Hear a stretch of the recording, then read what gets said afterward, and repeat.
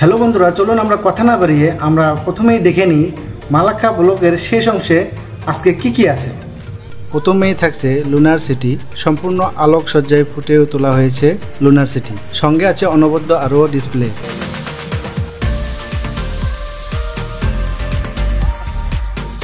এরপর থাকবে মেনারা টাইমিং সারি, যেখানে উঠে আপনি সম্পূর্ণ মালাক্কা ভিউ উপলব্ধি করতে পারবেন।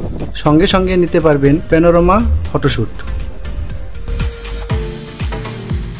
শেষে থাকছে মালাক্কা শহরের রাজত্বকালে পর্তুগিজদের তৈরি নিদর্শনের শেষ ধ্বংসাবশেষ, যা এখনও পর্তুগিজদের চিহ্ন বহন করে চলছে।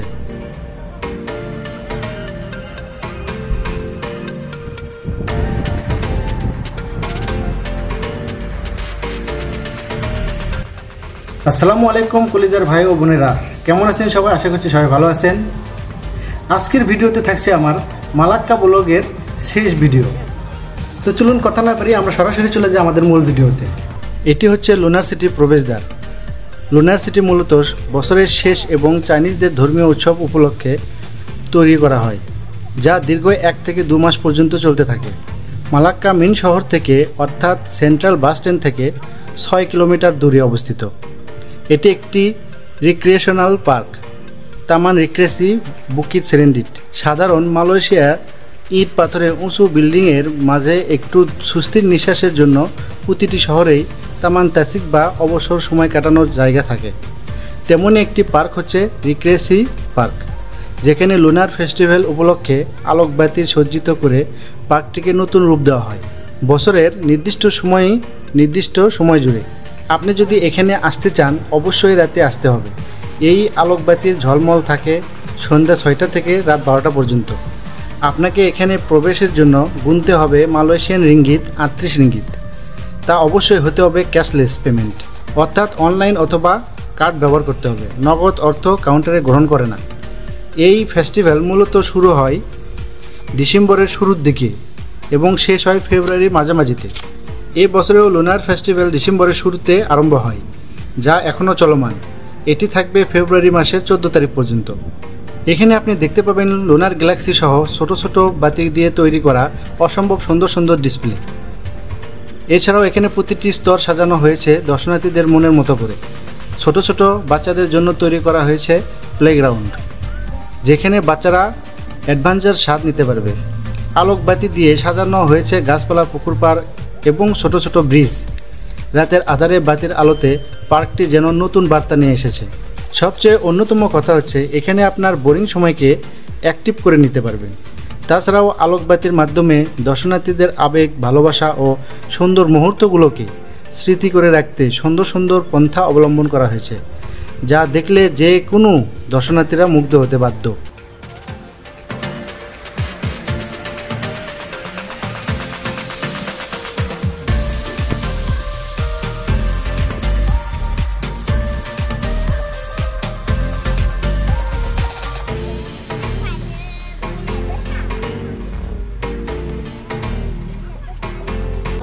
ভিডিওর এই অংশে আপনারা যে ভিডিওটি দেখবেন সেটি হচ্ছে মালাক্কা মেনারা টাইমিং সারি। আমি মনে করি যারা মালাক্কায় ঘুরতে আসেন সবারই এই রাইডটা করা খুব দরকার, কেননা মালাক্কাকে এক নজরে সম্পূর্ণরূপে দেখতে গেলে এটা হচ্ছে উত্তম পন্থা। মেনারি টাইমিং সারি কাউন্টারে এবং টিকিট কিনে নেই। আমাকে ওয়েটিং রুমে বসতে বলেন। তারপর রাইডার নিচে নেমে চলে গেলে পরের ধাপে আমাদের সিরিয়াল আসে। আমি ভিতরে বসে প্রস্তুতি নিতেই দেখি রাইডার পরিপূর্ণ। এটি একটি গোলাকার চাকার মতো, যা আপনাকে ধীরে ধীরে চতুর্পাশ ঘুরাতে উপরে নিতে থাকবে, একদম চূড়ায়, যার উচ্চতা প্রায় 110 মিটার। এখানে আপনাকে ধীরে ধীরে ঘুরাতে থাকবে প্রায় 10 থেকে 15 মিনিট। তখন আপনি মালাক্কা শহরের সম্পূর্ণ চিত্র ধারণ করতে পারবেন। এছাড়াও আপনি ইচ্ছা করলেই ফোনের প্যানোরামা ক্যামেরা অন করে এক ফ্রেমেই পুরো মালাক্কার ছবি ক্যাপচার করতে পারবেন। মিনারা টাওয়ার থেকে সম্পূর্ণ মালাক্কার দৃশ্য সহ আপনি দেখতে পাবেন দক্ষিণ চীন সাগরের ক্রুজ নদীর মিলনস্থান।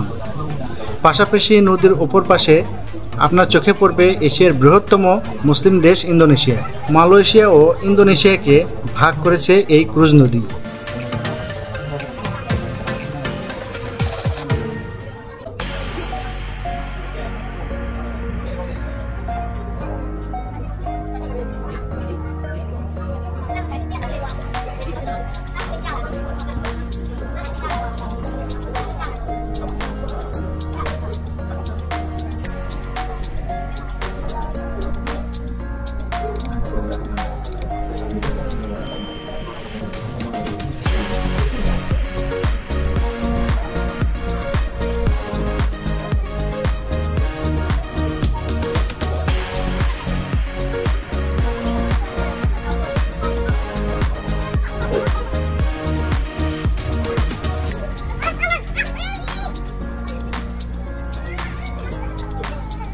এই মুহূর্তে আমার মালাক্কা ব্লগের শেষ ভিডিওর শেষ অংশে আপনারা যা দেখতে পাবেন তা হলো তৎকালীন পর্তুগিজদের শাসনামলে নির্মাণ করা কিছু নিদর্শনের শেষ ধ্বংসাবশেষ, যা এখনও পর্তুগিজদের ইতিহাস বহন করে চলছে এই মালাক্কার বুকে।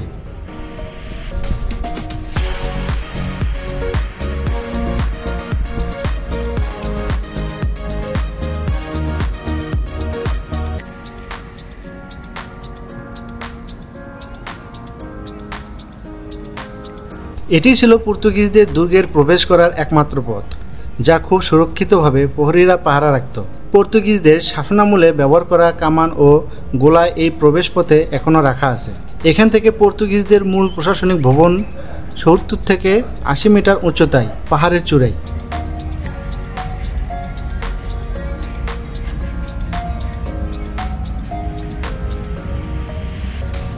আমার দুর্ভাগ্য যে আমি যখন এখানে পৌঁছাই তখন আমার সামনে যে ভবনটি দেখতে পাচ্ছেন এটি হচ্ছে সালতানাতের মিউজিয়াম।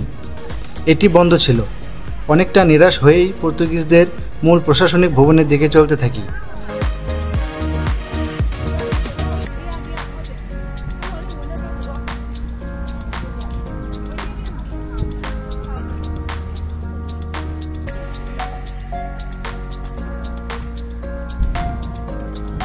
প্রশাসনিক ভবনগুলো না থাকলেও আংশিক অক্ষত অবস্থায় দাঁড়িয়ে আছে পর্তুগিজদের উপাসনালয়। ভিতরের অংশ সব ধ্বংস হয়ে গেলেও প্রাচীরগুলো এখনও মাথা তুলে দাঁড়িয়ে আছে। এই চার্চ এর সকল দরজা ছিন্ন হলেও দরজার পাশেই দরজার পাটগুলো রাখা আছে। এই দরজার পাল্লাগুলো কিছু কিছু পাথরের তৈরি, আবার কিছু কিছু সম্পূর্ণ লোহার তৈরি। এগুলো দরজার দৈর্ঘ্য প্রায় ৭ ফিট, আবার কিছু কিছু ৬ ফিট এবং কিছু কিছু আছে তার চেয়েও ছোট। এর পুরুত্ব প্রায় ১৪ ইঞ্চি। এক একটি দরজার পাল্লার ওজন আনুমানিক ৪ থেকে ৫ টনেরও বেশি হবে।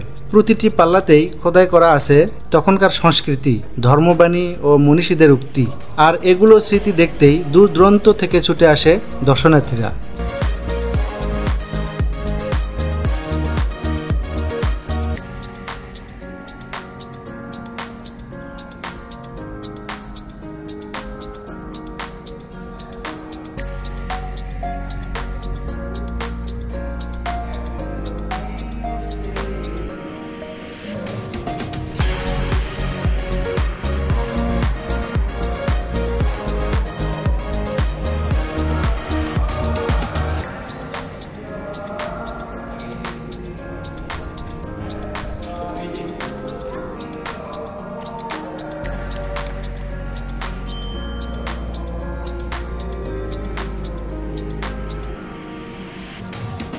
তো বন্ধুরা, আমার এই ভিডিও যদি ভালো লেগে থাকে অবশ্যই ভিডিওটি লাইক, কমেন্ট, শেয়ার করতে ভুলবেন না।